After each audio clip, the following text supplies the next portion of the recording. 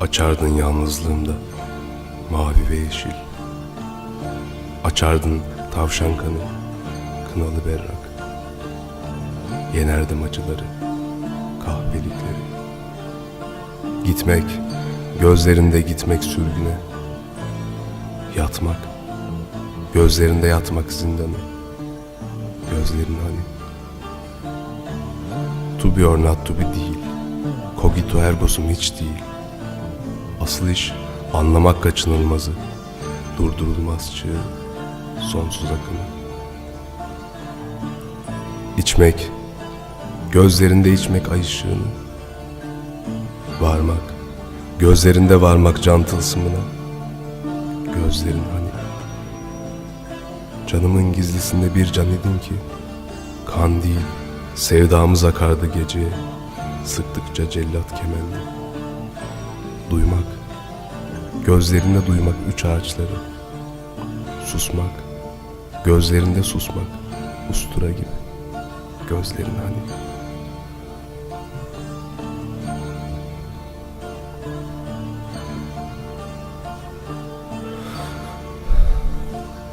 Maviye, maviye çalar gözlerin. Yangın mavisine, rüzgar dağısı. Körsem, senden gayrısına yoksam, bozuksam, can benim, düş benim, ellere nesi. Hadi gel, ay karanlık. İtten aç, yılandan çıplak. Vurgun ve bela gelip durmuşsam kapına. Var mı ki doymazlığım? İlle de ille sevmelerim gibisi. Oturmuş yazıcılar fermanım yazar. Ne olur gel, ay karanlık. Dört yanım puşt sulası, dost yüzlü, dost gülücüklü. Cigaramdan yanar, alnım öperler. Suskun, hayın, çıyansı. Dört yanım puşt sulası.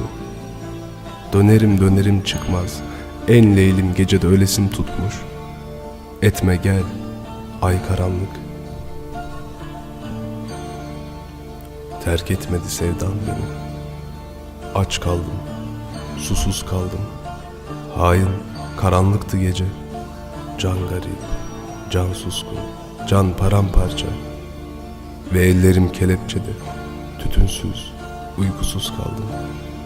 Terk etmedi sevdan beni.